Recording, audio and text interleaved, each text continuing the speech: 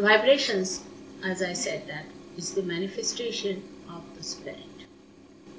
But it is a very vague way of expressing it. Now see, there's a nice flame before me. This candle has been enlightened. Now what does it do?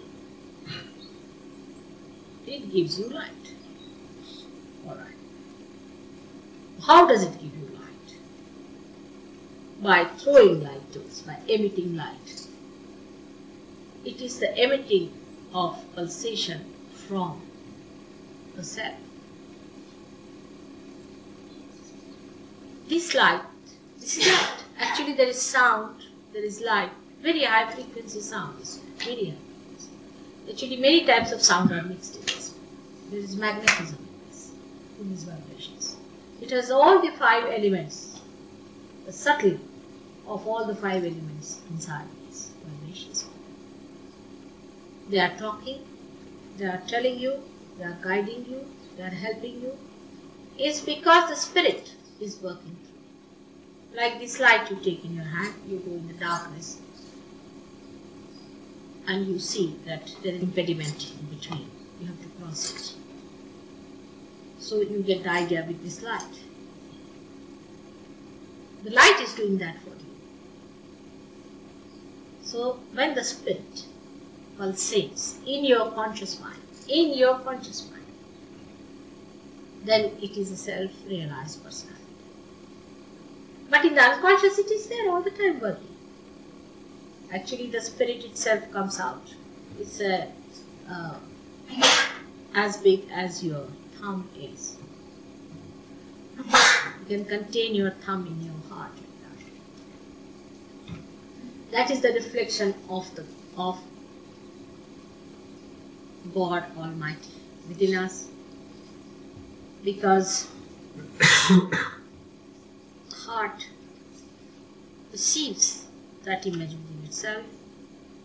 It is pulsating and is emitting the knowledge through our unconscious. Spirit is an unconscious being till we are realized. Once we are realized, it becomes conscious. It starts emitting itself and pulsating. And what is spirit? Is God Almighty Himself in a miniature form which is reflected in us. The more we clean our heart, which represents all the 7 chakras within us. There are 7 auras around our heart. All the 7 chakras which are here in the Sahasrara, the seats are there, and all the 7 chakras that are within us have 7 auras around our heart. And when all of them are clear-cut, absolutely clear, pure, integrated, then the complete emission starts of those vibrations.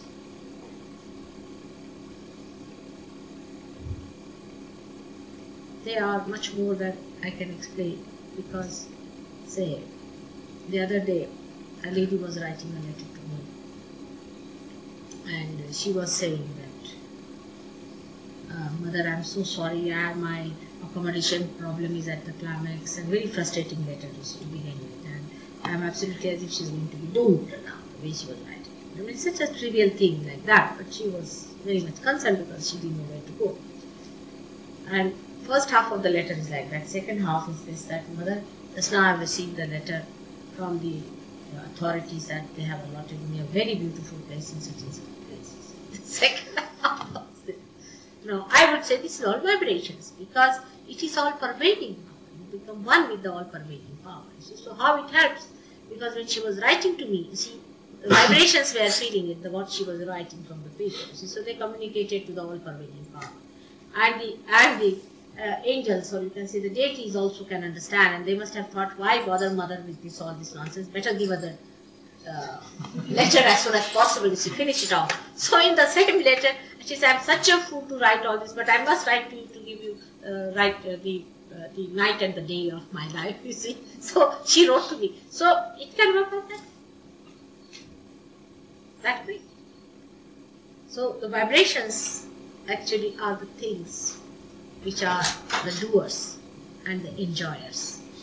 They are the ones who enjoy it. You find a very good self-realized soul coming, then you just feel the self-realized soul and you say, oh, very good, come along, just have it. Come along, just have it. Starts enjoying that that joy that's coming from that person. And that is what it is. That you start enjoying that beauty in the person through vibrations. It's multi-dimensional thing, you see. Though it looks so simple, you see, that you're feeling in your hand, that's all. So it is a multi-dimensional thing, just like the God Almighty. And for your information, it is only He does everything. So only the vibrations work out everything. We really do not do anything whatsoever. We are living in fool's paradise.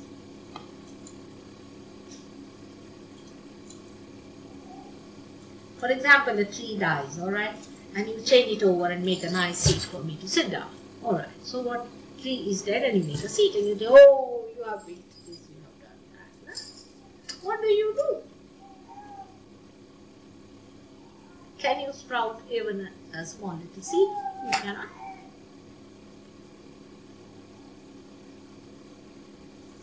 But these vibrations only, which connect you with all pervading power, which are part of the pervading power, these pervading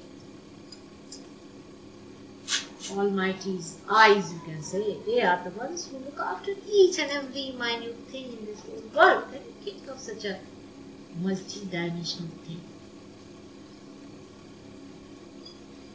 Now you have seen how vibrations work on people, how they dissolve even the thick bones and how they bring out the Kundalini here and how you see the softness on your head.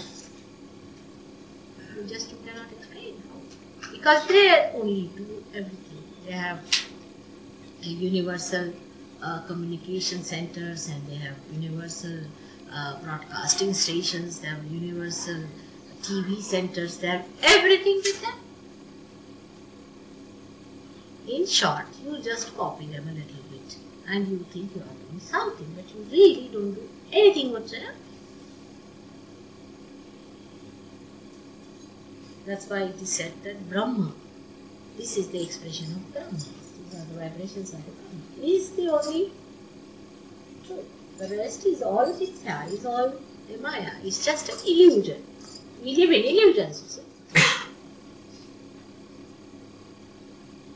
He is the enjoyer, he is the doer. You are just in between to see. It would be like this Mike thinking that he is giving the lecture of Sahaja. It's really like that.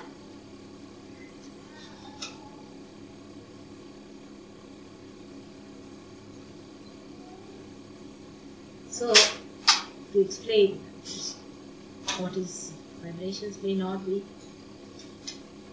so simple in all its details, but the overall idea I have given to you. Is it alright?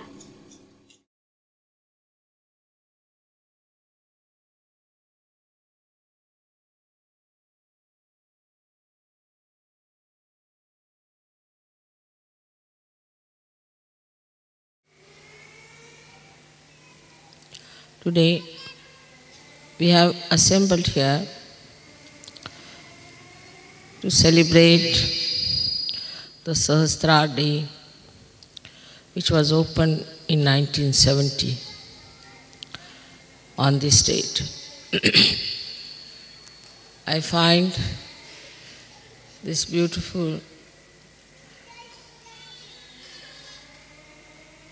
canopy is like our Sahasrara.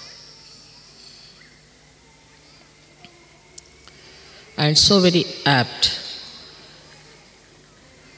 to have this beautiful arrangement for Sahasrara Day.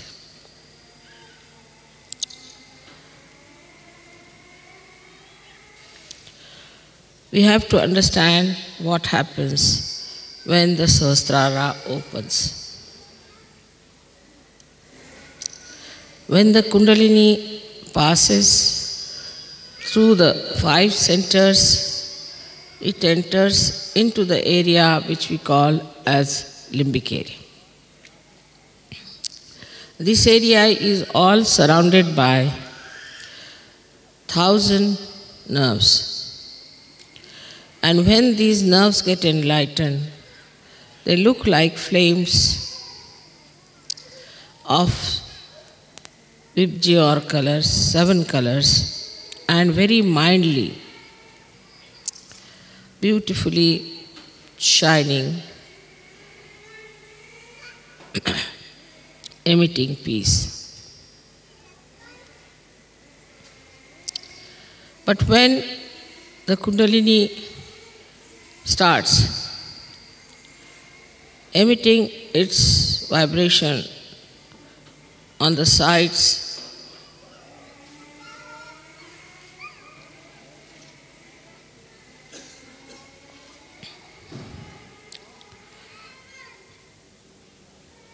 all these nerves get enlightened gradually and start moving on all directions, opening the Sahasrara.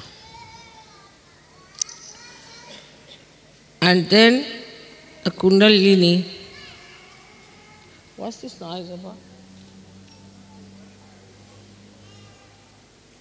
Emerges out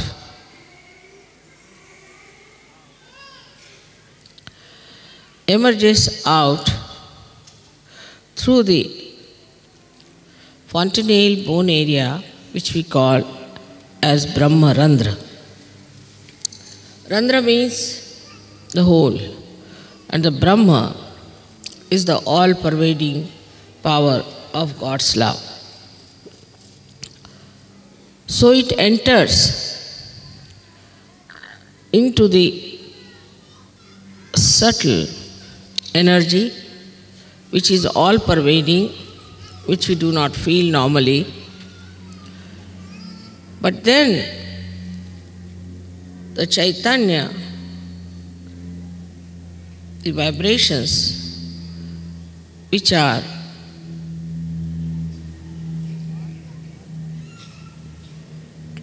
the part and parcel of this energy, all-pervading power, the Parama Chaitanya, they start entering into our brain and showering their blessings in the limbic area they assemble.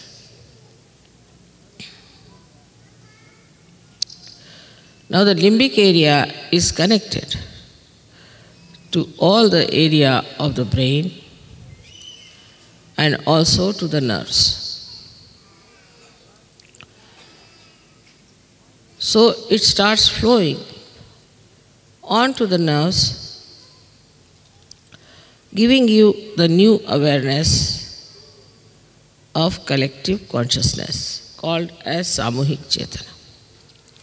So you get a new Chetana, a new awareness, which is showered upon your limbic area. The working of these Chaitanya waves is very interesting. They are normally formed like small commas, but then they go into different forms. They make themselves into swastikas as the four-limbed symbol of innocence, or they become the Omkara, as you know how Om is written, which is the symbol of our doing, our awareness. So when they form the swastika they try to nourish the left side. And when they form the Omkara, they nourish the right side. Left and right sympathetic nervous system, they nourish. But Sahasrara is to be kept open is rather difficult for people. Because it's a vicious circle. First, these vibrations should enter into your brain through the Brahmarandra when it is opened out, and they should nourish your nerves, by which your left and right side open out, and so more Chaitanya can flow down all these centers. But if your Sahasrara is not properly opened, this process doesn't take place. As a result of that, the chakras don't open, the Kundalini only as very few strands is kept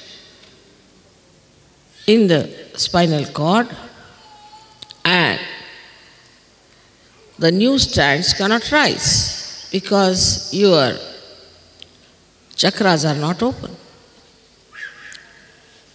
So in Sahaja Yoga, it is very important to keep your Sahasrara open. Otherwise, there's a vicious circle. To keep the Sahasrara open is in a way very easy as well